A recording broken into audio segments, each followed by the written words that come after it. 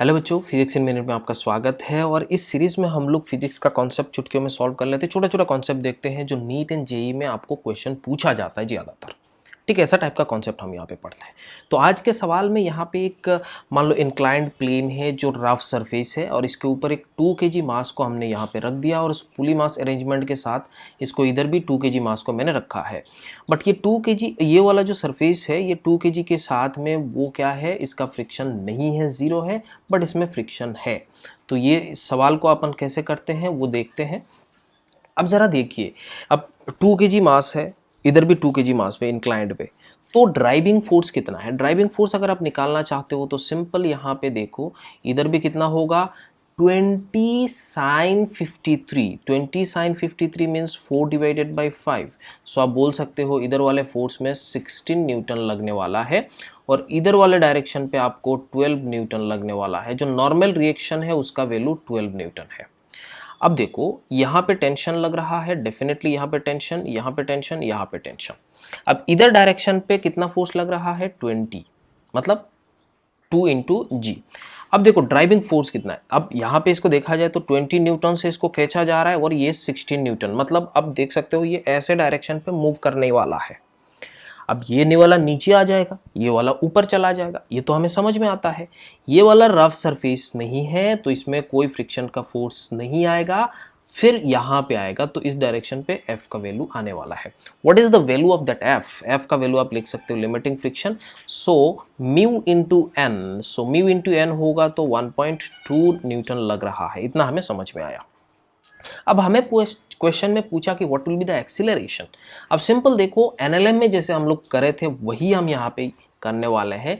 जरा ध्यान से देखिएगा, ये 20 newton minus 10 that is equals to 2 into a. दोनों का एक्सीलरेशन तो बराबर होगा, कंस्ट्रेन इक्वेशन से हम जानते हैं, क्योंकि ये वाला पॉइंट, ये पॉइंट, ये पॉइंट, ये पॉइंट, ये पॉइंट, ये पॉइंट सेम एक्सीलरेशन से जाएगा। ये हमारा पहला इक्वेशन हो गया। दूसरा इक्वेशन पे बोला कि ये टेंशन है, डेफिनेटली ये टेंशन इसको इस डायरेक्शन पे खींच रहा है, सो टेंशन टी, और इस डायरेक्शन पे एक फोर्स लग रहा है जो 16 न्यूटन, और ये ऑपोजिट डायरेक्शन पे भी लग रहा है जिसको अपन 1.2 न्यूटन बोल रहे हैं, and that is equals to 2 into a. ये आपका दूसरा इक्वेशन आया। ठीक है, दोनों को आप सॉल्व करोगे तो ये कैंसिल आउट हो जाएगा। 16, अब यहाँ पे कितना वैल्यू आ जाएगा? अब देखो यहाँ पे इसका वैल्यू 16, ये 7.2, इसका मतलब 2.8 आ जाएगा, and that is equals to 4 into ए।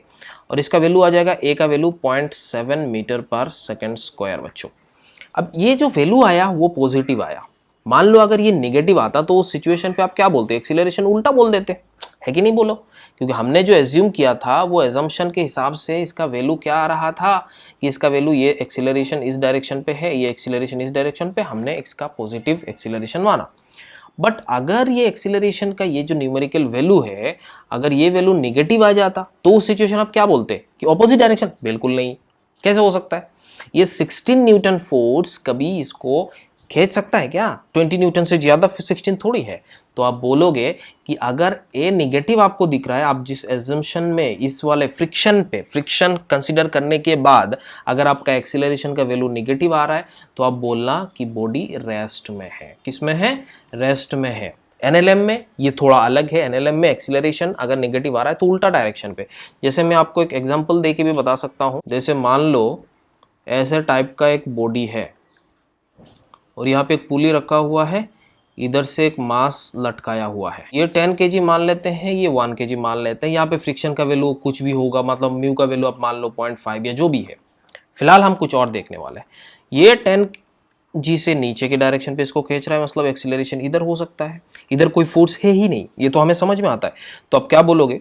सीधा 10 माइनस टी, ये एनएलएम का क्वेश्चन है, हम लोग कंसीडर कर रहे हैं F इक्वल्स टू 0, मतलब फ्रिक्शन का वैल्यू 0 है, and that is equals to A। ठीक है, इधर डायरेक्शन पे सिर्फ और सिर्फ T आएगा, T equals to 10 into A. Cancel out करोगे तो एक्सीलरेशन का वैल्यू 1 मीटर पर सेकेंड आता। ये तो हमें समझ में आता है। अगर ये वैल्यू सोचो निगेटिव आता तो क्या ये इसको इधर खींचता? बिल्कुल नहीं खींच पाता। कैसे खींचता? कोई ड्राइविंग फोर्स है ही नहीं, खींचने वाला कोई नहीं है। तो सेम चीज यहाँ पे मैं फ्रिक्शन पे बता रहा हूँ। एनएलएम में कुछ अलग था, बट इस कंडीशन पे ऐसा नहीं है। आपने जो एज्यूम किया है वो एक्सीलरेशन अगर नेगेटिव आ रहा है उस डायरेक्शन पे तो सोच लेना कि बॉडी रेस्ट में है। बात समझ में आ रहा है? इधर वाले में ऐसा देखना है। बट ये जो एटवर्ड मशीन, सिंपल एटवर्ड मशीन में जो आता है, मान लो एक्सीलरेशन आपने इधर माना था, आपका जो ये वैल्यू नेगेटिव आ गया, तो इस सिचुएशन में आप बोल सकते हो नहीं ये इधर जा रहा था, ये इधर जा रहा था। कुछ कॉमन सेंस भी लगाना होता है, ठीक है ना। तो आई होप ये आप समझ में आ गया। फिजिक्स इन मिनट कैसे लगा नीचे कमेंट करके जरूर बताइए। Thank you so much.